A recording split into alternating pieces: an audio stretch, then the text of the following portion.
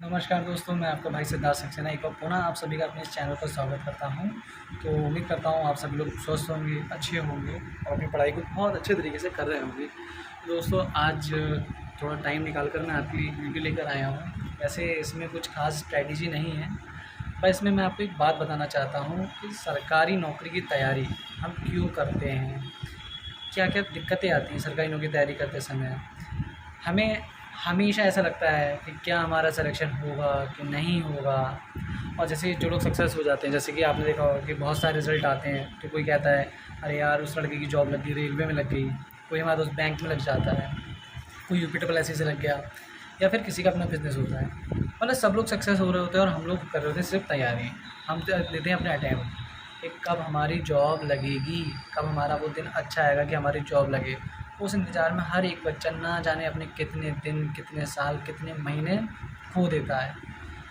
बहुत से लोग बच्चे होते हैं जो घूमते फिरते रहते हैं, उनके पास पहले से बैकअप सपोर्ट होता है, फैमिली बैकग्राउंड अच्छा होता है, पर कुछ लोग ऐसे होते हैं जिनको सरकारी नौकरी की बहुत ज़रूरत होती है। सरकारी और जिनको नहीं मिलती उसका तो प्राइवेट भी जाते हैं, प्राइवेट सेक्टर भी बहुत अच्छे अच्छे हैं, पर सरकारी नौकरी के ऊपर नहीं जाएंगे। सभी जगह सरकारी नौकरी, सरकारी नौकरी। तो सरकारी नौकरी में आपको समाज में एक इज़्ज़त मिलती है। इज़्ज़त इसलिए नहीं मिलती कि आपकी सरकारी नौकरी है, इज़्ज़त इसलिए मिलती है कि आप में कुछ कर दिखाने का टैलेंट है। जैसे कि कोई भी आप एग्ज़ाम उठा लीजिए, कोई सा भी 10-12 लाख से कम फॉर्म नहीं पड़ते। वैकेंसी कितनी होती है? 2000, 3000। अब आप सोचिए एक बच्चा 12.5-13 लाख बच्चों में से 2000 सीटों पर सिलेक्शन ले लेता है। इसका मतलब है कि उसकी पढ़ाई काफ़ी अच्छे लेवल की रही है, उसने बहुत मेहनत करी है, उसने अपने आप को समाज में एक इज्जत, एक मान सम्मान दिलाने के लिए अपने दिनों रात एक करे हैं। हर कोई आदमी, अगर आप सक्सेसफुल हो जाते हैं तो वो आपके दोस्त, आपके रिश्तेदार, सब कुछ हैं आपके साथ घूमेंगे फिरेंगे आएंगे। पर यदि आप फेल हो जाते हैं, ठीक है, जैसे कि मेरे साथ भी हुआ है, मुझे भी एक बार में सफलता नहीं मिली। मेरे साथ भी बहुत हुआ ऐसा, मतलब कि लोग मुझसे पूछते थे यार इतना पढ़ते हो, सिलेक्शन तुम्हारा हो नहीं रहा, करते क्या रहते हो पूरे दिन। अब मैं सोचता था मैं इनको क्या जवाब दूँ। वैकेंसी आ नहीं रही है, भर्ती क्लियर नहीं हो रही है, मामला कोर्ट में अटक जाता है, कभी कोई भर्ती कैंसिल हो जाती है, कभी किसी का पेपर डिले हो गया। अब जो तैयारी नहीं करते हैं, जो रिश्तेदार हैं या जो तैयारी करते हैं, तो कुछ ऐसे होते हैं वो हमेशा आपको पीछे खींचेंगे। वो हमेशा आपसे कहेंगे यार तेरा सिलेक्शन नहीं हो पा रहा, वो देगा अभी 6 महीने में उसने सिलेक्शन ले लिया। तो ये कुछ बातें होती ना कि 6 महीने में सिलेक्शन ले लिया, कि मुखर्जी नगर चला गया, कि उसने ऑनलाइन कोर्स खरीद लिया हो गया। तो इन सब बातों का बहुत गहरा प्रभाव पड़ता है मन पे। आपकी तैयारी अच्छी चल रही है, आपने सोचा कि आज भाई मैथ्स पूरी करूँगा, कुछ टाइम बाद जीएस करूँगा। अब अचानक से फ़ोन आता है एक दोस्त का, जो आपका बेस्ट फ्रेंड है, ये क्लोज़ फ्रेंड है, आपका साथी है, बैचमेट है, ठीक है। अब उसका फ़ोन आता है, अरे भाई यार वो मेरा एसएससी सीजीएल हो गया और यार मेरा ज्वाइनिंग लेटर आ गया। अब आप तैयारी कर रहे हो, आपका कुछ हुआ ही नहीं, अब आपके दोस्त का हो गया। फिर उस समय मन में, मतलब दोस्त के लिए बुरा नहीं लगता, दोस्त के लिए तो अच्छा लगता है, फिर खुद के लिए इतना ख़राब लगता है कि यार हमारे अंदर क्या कमी है, हमारी जॉब क्यों नहीं हो रही, हमारी जॉब होनी चाहिए थी अब तक, सबकी जॉब हो रही है। भगवान, फिर हम भगवान को कोसते हैं, अपने आप को कोसते हैं, टीचर्स को कोसते हैं। पर क्या है कि कहीं ना कहीं हमारे अंदर से एक आत्मा कहती है कब होगी। हम इतना पढ़ रहे हैं, पता है नहीं है हमारा सिलेक्शन होगा कि नहीं होगा। जैसे कि कुछ लोग होते हैं काफ़ी टाइम अपना जॉब की तैयारी में निकाल देते हैं, प्राइवेट जॉब में जाते नहीं, कोई अलग से कोर्स किया नहीं होता है, ठीक है। उनको लगता है कि यार करनी है तो सिर्फ सरकारी ही करनी है, ठीक। अब सरकारी नहीं हुई तो आप उनकी परिस्थिति सोचिए कि उनको कितना ख़राब लगता होगा। तो बहुत सारे ऐसे बच्चे जिनकी सरकारी नौकरी हुई नहीं, जिनके बहुत सपने थे, सपने पूरे, पर कुछ ऐसे जिन्होंने अपने सपनों को पूरा किया, उन्होंने हार नहीं मानी, न थके न रुके, निरंतर चलते रहे। और जो निरंतर चलता रहता है उसे भगवान कुछ ना कुछ फल तो ज़रूर देते हैं। हो सकता है आप बड़ी जॉब की तैयारी करते थे सिविल की, वो नहीं कर पाए, लोअर पीसीएस दे दिया वो ऊपर वाले ने, ठीक है। 5400 ग्रेड पे कर रहे थे, भगवान ने 2800 दे दिया, 4200 दे दिया। पर क्या है कि मेहनत करिए, मेहनत करते रहिए। जैसे कि मेरे साथ था, जब मैं तैयारी कर रहा था तो एक भर्ती आई जेल वार्डन की, वो फॉर्म मैंने भरा 2016 में। अब 16 में मैंने फॉर्म भरा, मेरिट बेस था वो। अब सरकार बदली, उन्होंने कह दिया मेरिट बेस पे नहीं होगा। मैं इंतज़ार करता रहा पेपर का, लोग मुझसे पूछते तैयारी कर रहे हो तुम, अभी तो तुम्हारा सिलेक्शन नहीं हुआ है। अच्छा, मैं प्राइवेट जॉब करता था तो इतना प्रेशर देते नहीं थे लोग, पर पूछते थे कि इतना पढ़ते हो, इतना पढ़ने का कोई फ़ायदा नहीं है। अच्छा, तो मैं उन लोगों से कहता था बात तो आपकी सही है, देखो अगर आप ना किसी से ये कहोगे ना तुम्हारी बात गलत है तो वो आपके पीछे पड़ जाएगा, तो मेरी बात गलत कैसे है, अगर तुम सही हो तो भाई नौकरी लग जानी चाहिए थी, नौकरी क्यों नहीं लगी है, ठीक है ना। तो मैं उनसे कहता नहीं आप सही कह रहे हो, नौकरी मिलना बहुत मुश्किल काम है, ऐसे नौकरी मिलती ही नहीं है, जो आप कह रहे हो वो ही सच है, परम सत्य है, बाकी सब तो झूठ है। अब क्या होता है, मेरे साथ मेरे जो कुछ रिश्तेदार ऐसे थे जो पूछते थे काहे की तैयारी कर रहे हो, किसी की तैयारी कर रहे हो, एसएससी की तैयारी कर रहे हो, अच्छा यूपीएससी की तैयारी कर रहे हो, बुक देखी थी तुम्हारे घर पर रखी हुई। अब दोस्त आते थे, दूसरे अरे सिद्धार्थ यार इतनी सारी किताबें पढ़ डाली यार, क्या फ़ायदा, एक कोचिंग का नोट्स लो उससे फंस जाता है, सारा पेपर वहीं से आता है, समझ रहे हो, मतलब 2 क्वेश्चन फंस जाए किसी कोचिंग नोट से तो सारा पेपर वहीं से आता है, और किसी से ना फंसे तो वो कोचिंग बेकार हो जाती है। जैसे इस बार यूपीएससी का पेपर देख लीजिए, अब की बार लोगों के तुक्के नहीं लगे, मतलब वो तरीके फिट नहीं बैठे तो आपकी सारी कोचिंग बेकार हो गई, ऐसा नहीं है। बात सिर्फ इतनी है कि सवाल जो आता है ना उसकी अगर आपको समझ नहीं है, आपका लक अच्छा है तो फंस गया, तुक्का तो फंस गया, नहीं फंसा तो गए। जब मेरा सिलेक्शन नहीं हुआ तो अब जेल वार्डन का पेपर हुआ 2018 आया, पेपर नहीं हुआ, 20 में कहीं जाके पेपर हुआ कोरोना के बाद सॉरी। फिर जब पेपर देकर आया मैं, अब रास्ते में चेक करता हुआ आ रहा था उसको, कुछ बहुत मूर्ख बच्चे होते हैं, बेवकूफ़ जैसे भी कहना चाहिए, जो पेपर देने जाते हैं और वो पता नहीं है उन्हें करना क्या होता है। अब एक लड़का था वो मेरे जस्ट बगल बैठ वाली सीट पर बैठ कर आया था बस में वापस, मैं किसी की आलोचना नहीं कर रहा हूँ पर वो उस लड़के को बिल्कुल तमीज़ ही नहीं थी। तो मैंने सोचा ऊपर वाले से कहा कि ऐसे लोग अगर भर्ती हो सकते हैं तो अच्छे अच्छे बच्चे कैसे रह जाते हैं। अब वो लड़का कह रहा था मेरा तो सिलेक्शन होगा ही होगा। फिर मैंने उसका नंबर ले लिया, मैंने कहा आप मुझे अपना फ़ोन नंबर दे दीजिए महानुभाव, और मैं आपको बधाई संदेश भेज दूंगा जब आपका हो जाएगा। उसने भी मुझे दे दिया नंबर अपना तुरंत। मुझसे बोला तुम्हारा, मैंने यार हमें तो पता नहीं हुआ कि नहीं होगा, मेरा तो पेपर ख़राब ही हुआ है। बोला अच्छा, तो मुझसे बोला क्या ख़राब हो गया, मैंने कहा यार मेरे समाज सब गलत हो गए। तो जेल वार्डन के उसमें ना एक समाज आया था कनफटा का समाज जो आया था समाज, तो वो विष्णु जी का शब्द है, तो विष्णु जी के लिए यूज़ होता है कनफटा, क्योंकि उनके जो मुख हैं वो कान को फाड़ कर निकले थे। तो अब उस लड़के ने मुझसे पूछा, मैंने उसे गलत बता दिया। मैंने कहा यार ये शायद अव्यभी भाव का था, कर्मधारय। अब मतलब मैं ऐसे कन्फ्यूज़ हो रहा उसके सामने। फिर एकदम उसने मुझे 2-3 बातें दे मारी, बोला तुम्हारा सिलेक्शन तो हो ही नहीं सकता, हमसे पूछो इतनी मेहनत की है। तो मैंने कहा यार तुम मैंने मेहनत करी, हम तो की ही नहीं है। अब यार उससे सब बकवास करके हम चले आए अपने घर पे। थोड़े टाइम बाद रिजल्ट आता है, मेरा सिलेक्शन हो चुका था, और जब मैंने उस लड़के से पूछा तो उसका नाम दूर दूर तक कहीं लिस्ट में ही नहीं था। अब वो इतना कूद रहा था, कूदना बंद, ठीक है, क्योंकि उसे कॉन्फिडेंस और ओवर कॉन्फिडेंस के बीच का फ़र्क भूल गया था। अच्छा मेरा सिलेक्शन हो चुका था जेल वार्डन में, डी भी हो गया, चेस्ट नप गया, हाइट नप गई, सब हो गया। पर जिस दिन मेरी रनिंग थी, आप फ्रेंड्स आप यकीन नहीं मानिए, जिस दिन मेरी रनिंग थी उस दिन धूप इतनी तेज़ थी और मेरा नंबर लास्ट बैच में। अब धूप में दौड़ रहे हैं, आखिरी राउंड मैंने लगाया तो मुझे लगा कि मेरे 12 चक्कर पूरे हो गए, पर वो मेरा मुझे लगा 13वां चक्कर लगा रहा हूँ, पर मैं लगा 12 रहा था। 3 सेकंड से, सिर्फ 3 सेकंड से मैं रनिंग फेल हो गया। अब घर वालों को लग रहा था कि भाई निकल जाएगी इसकी रनिंग, मुझे तो पास हो गया होगा। हम बाहर आए, पापा बोले, हमारे खड़े थे, पापा बोले बधाई हो बधाई हो। तो मैंने किस बात की बधाई हो, फेल हो गए हैं हम यार। अब नहीं माना उन्होंने, बोले नहीं मजाक करो, नहीं मजाक नहीं कर रहे हैं, सच में फेल हो गए हैं। रोए वोए नहीं, हम सीधे घर पे चले आए। उन्होंने कहा चलो घर चलो। अब घर पे घर वाले सीधे आते और मुबारक हो, एकदम गले वले लगाना स्टार्ट। अब हमें समझ में नहीं आ रहा हम करें तो करेगा। हमने कह दिया अरे यार हम फेल हो गए हैं। अब पहले तो उन्हें विश्वास नहीं, जब मैंने लिस्ट दिखाई तो मान लिया कि अच्छा फेल हो गए।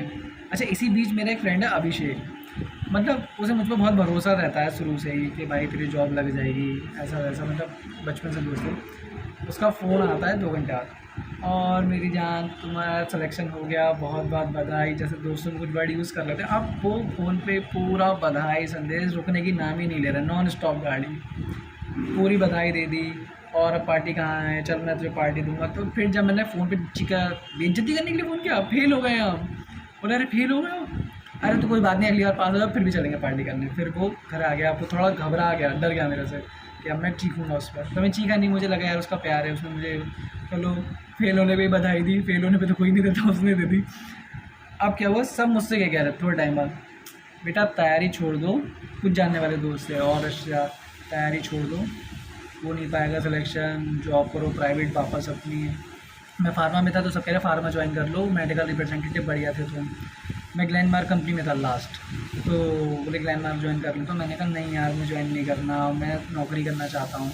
अब सब ने मुझे इतना डिमोरलाइज़ कर दिया, मुझे लगता था कि कभी मेरा सिलेक्शन होगा ही नहीं। कोई बात नहीं, फिर दिल्ली पुलिस का फॉर्म आया कांस्टेबल का, उसमें मैं पास हो गया। फिर मैंने कहा इसके लिए जाऊँगा मैं।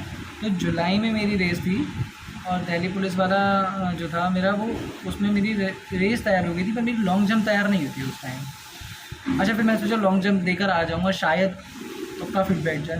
भाई देखो मैं श्योर नहीं था उस दिन भी। अब मैं वहाँ पहुँचा, वहाँ उन्होंने कहा RT-PCR रिपोर्ट लाऊँ। अब वो मेरे पास थी नहीं, RT-PCR रिपोर्ट कहाँ से लाता। और रिपोर्टिंग टाइम मैंने पढ़ा ही नहीं वहाँ पे RT-PCR रिपोर्ट, मुझे लगा वहाँ हाथ के हाथ मिलती होगी RT-PCR, इतना समझ भी नहीं आया मुझे। अब वो रिपोर्ट मेरी आई नहीं, उन्होंने मुझे एंट्री दी थी, फिर मैं दिल्ली गया ही नहीं। मैंने कहा जब एंट्री होगी तो जाना क्या। फिर आ गया अपना पैट का एग्ज़ाम अगस्त में। पैट देकर आया बिना पढ़े, मतलब पढ़ रखा था, पैट के लिए कुछ नहीं पढ़ा था। पैट दे दिया, पैट में मेरा परसेंटाइल ऐसी 97 पॉइंट समथिंग बन गया। मैंने कहा यार बिना पढ़े तो पेपर बहुत अच्छे होते हैं। अब SI का पेपर आने वाला था, फिर मेरा MTS का, मैंने SSC MTS कहीं भरा नहीं था। मैंने यार MTS भर दो, मैथ चेक करके आएंगे कि हमने मैथ में कितनी तैयारी कर रखी है। अब मैं पहुंच गया MTS का पेपर देने। मुझे आज भी वो दिन याद है, बारिश हो रही थी उस दिन काफ़ी, और मेरा जो पैर का स्लीपर था वो टूट गया था रास्ते में, और ऑटो नहीं मिल रहा था, तो मैं काफ़ी दूर तक तो ऐसे ही आ गया पैदल। फिर एक अंकल जी आ रहे थे उधर से, मतलब जैसे कहते हैं ना कि नए जो जनरेशन होती है उसमें तो कुछ ही लोग जो मदद करने आगे आते हैं, पर वो अंकल जी ने मुझे देख लिया, तो बोले क्या हो गया आपको। तो मैंने कहा मेरा एग्ज़ाम है और मुझे ऑटो नहीं मिल रहा है। तो बोले चलो मैं आपको छोड़ देता हूँ। तो उन्होंने मुझे ऑटो स्टैंड तक छोड़ दिया अंकल जी ने। मैं पहुँचता हूँ कॉलेज में, तो एक लड़का बोला आज तो सिलेक्शन लेकर जाओगे, वो जानने वाला मिल गया। तो मैंने कहा नहीं, आज तो हम फेल होने आए हैं, सिलेक्शन तो तुम लेकर जाओगे। कुछ लोग होते हैं ना टोन में बोलते हैं, मैंने हम तो फेल होने आए हैं, तुम पास हो जाना, कोई दिक्कत नहीं। उसने पेपर पर दिया, हम पहुँचे अंदर, हमने सिर्फ और सिर्फ मैथ्स लगाई, रीजनिंग लगाई, GK लगाया अपना। मैं देखा कि कैसा हो रहा है मेरा पेपर। ऐसे इंग्लिश मैंने पढ़ी थी तो इंग्लिश नॉर्मल आती है उसमें, तो मैंने 8-10 क्वेश्चन लगाए थे, उसमें मेरे 6-7 सही थे।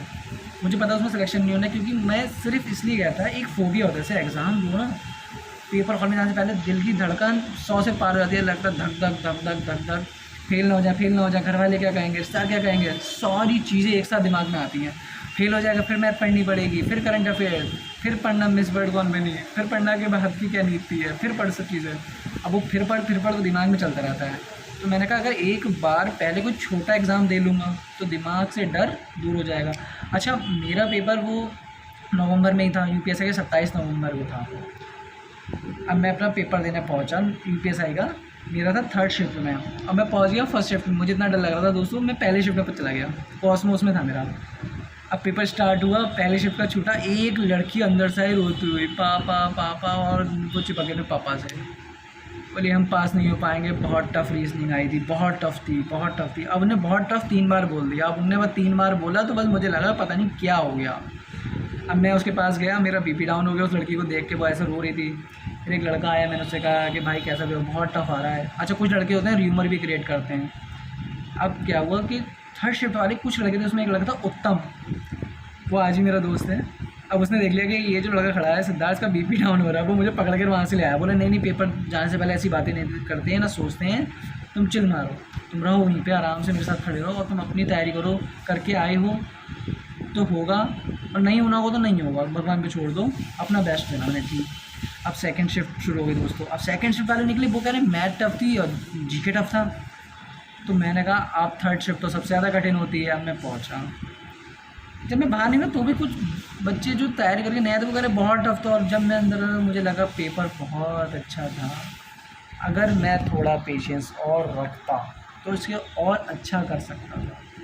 अब जब मैं वहाँ से बाहर निकला ना, तो मेरे मन में पहले कहते थे कि मैं दरोगा बन चुका हूँ, मैं बनूँगा। और मैंने वहीं पर एक वीडियो शूट किया था, मतलब वो वीडियो मुझे अगर मिल जाएगा तो अपने चैनल पर डालूँगा। तैयारी के टाइम पे जब मैं SI की तैयारी शुरू की थी तो मैंने कहा था ये वीडियो भी मैंने बनाया, और मैं दरोगा बन के दिखाऊंगा, और मैं ज़रूर बनूंगा, मेरा सिलेक्शन इस भर्ती में होगा, चाहे किसी का हो ना हो मेरे दोस्तों, मेरा ज़रूर होगा। तो मैंने एक ऐसे करके वीडियो बना दिया था। तो फिर मैं उस वीडियो के आगे का पार्ट जो था रिकॉर्ड कर रहा था, तो एक लड़का आया, तो मैंने उसमें बोला कि दोस्तों मेरा एग्ज़ाम बहुत अच्छा हुआ है, और मुझे पूरी उम्मीद है मुझे रनिंग के लिए बुलाया जाएगा, मेरा फाइनल सिलेक्शन भी होगा। इतने में पीछे से एक लड़का बोला, तो मैं बहुत लग रहा है ऐसे नहीं होता सिलेक्शन, समझे, और भर्ती कैंसिल भी हो जाती है, ये है वो है। उसका ख़राब हो गया तो उसका मुँह बना हुआ था। अब क्या कहते हैं, उसका इतना मुँह बना हुआ था, तो फिर मैंने उससे कहा कि देख भाई, सिलेक्शन होगा तो ठीक है, नहीं होगा तो फार्मा में चले जाएंगे वापस अपने, ये आखिरी पेपर दे रहे हैं अपन तो, और तेरा अगर हो जाए तो तू भाई मुझे भूल मत जाना, कभी कोई मेरी गाड़ी वाड़ी पकड़े तो छुड़वा देना। अब उससे 2-4 बातें बोली, बोला ठीक है। अब वो जो था नंबर लेकर चला गया मेरा। अब मैंने उसे नंबर दे दिया अपना। जब मेरा सिलेक्शन हुआ तो यकीन नहीं मानेंगे आप, उसका फ़ोन आया और मुझसे बोला तुम्हारा हुआ नहीं हुआ, हुआ तो होगा नहीं, मतलब सवाल भी कर रहा है, जवाब भी खुद दे रहा है, तुम्हारा हुआ तो होगा नहीं। मैंने कहा क्या नहीं हुआ होगा, मैंने कहा ये अपने लिए कह रहे हो मेरे लिए कह रहे हो। 14 अप्रैल मुझे आज भी ध्यान है, जब रिजल्ट आया था तो उसका फ़ोन आया था, तो मैंने उसे कहा मैंने ये अपने लिए कहा भाई, अब मेरे लिए कहा। बोला नहीं तुमसे पूछ रहा हूँ। तो मैं तुम्हारा हो गया, तो बोला यार पेपर में जो है गड़बड़ हो गई है, ये है वो है, और पेपर मेरा नहीं निकला है, और तुम बताओ। मैंने मेरा तो निकल गया, बस मैंने इतना कहा मेरा निकल गया। उसने मुझे ब्लॉक कर दिया, तुरंत काटा व्हाट्सएप से ब्लॉक। आज तक उसने मुझसे बात ही नहीं की, क्योंकि उसको लगता था ना कि सिर्फ वही कर सकता है। तो कभी भी दोस्तों ऐसा मत सोचिए कि सिर्फ आप कर सकते हैं। आपके आसपास जो कोई भी कुछ भी कर सकता है, तो सभी को इज़्ज़त दीजिए, सभी की फीलिंग्स को समझिए। ठीक है, किसी को ज़्यादा आता है, किसी को कम आता है, ये अपना अपना प्रेजेंस ऑफ माइंड है, ठीक है ना। जिसका सिलेक्शन होने वाला होता है उसे थोड़ा ज़्यादा ही आ जाता है, और जिसका नहीं होने वाला तो वो बेचारा सिली मिस्टेक कर देता है, ठीक है। तो आप सबको लेके चलिए, सबका साथ होगा ना तो आप जल्दी सक्सेस पाएंगे। क्योंकि जो हारा हुआ इंसान होता है ना, उसे कोई पूछने नहीं आता है, वो बेचारा अकेला पड़ा था। पर अगर वो सक्सेसफुल हो जाता है तो आप समझिए सब आएंगे उसके बाद। जैसे जब मैं कई एग्ज़ाम से पहले फ़ेल हो गया तो लोग बस मेरा मजाक ही उड़ाते थे। किसी ने मुझसे ये नहीं कहा चल आज मैं तुझे पार्टी देता हूँ, फेल होने की पार्टी ले ले, पास होने की सब देते हैं। और जैसे ही मैं जिस दिन दरोगा बना, आप लोग बिलीव नहीं करेंगे, मेरे घर के फ्रिज में मिठाई रखने की जगह नहीं थी, और कहाँ कोई मुझे एक लड्डू खिलाने नहीं आता था। आज समझिए मेरे बर्थडे पे गिफ्ट से पूरा बेड भर गया था, इतने मुझे गिफ्ट्स मिले थे मेरे बर्थडे पे। मतलब इस बार का जो बर्थडे था, मतलब जो मैं मना कर आया 2022 वाला, ट्रेनिंग सेंटर में आने से पहले, यकीन मानिएगा उसमें शायद ही ऐसे कोई गिफ्ट होंगे जो उसमें ना हो। मतलब उसमें बहुत अच्छे अच्छे गिफ्ट्स थे। मतलब मैं ये नहीं कह रहा हूँ गिफ्ट्स की बात है, मतलब बात ये है सम्मान की। मतलब आप ये देखिए लोगों का नज़रिया कि आप दरोगा बन गए तो फिर आपको उस लेवल से वो ट्रीट करेंगे। और अगर आप लोगों का जो नज़रिया होता है ना, वो आपकी परिस्थिति के हिसाब से बदलता रहता है। अगर आज कोई आपसे कह रहा सिलेक्शन नहीं होगा तुम्हारा, तो उसकी बात हंस कहता हाँ तुम सर्वज्ञानी हो, तुमको सब पता है, हमें कुछ नहीं पता है, हमारा हो ना हो ठीक है, पर हम अपनी मेहनत करेंगे। तो अपनी मेहनत से कभी नहीं पीछे हटना है। और जिस दिन मेरा सिलेक्शन हुआ उस दिन का देखो, अभी मैं एक वीडियो इसमें ऐड कर रहा हूँ, ठीक है। तो मेरा एक दोस्त है, आप वो देखिए वो कितना खुश था, वो मेरे घर पर ढोल लेकर आया। तो उस दिन का माहौल देखिए ज़्यादा सबसे पहले आप, जिस दिन मेरा सिलेक्शन हो पाया।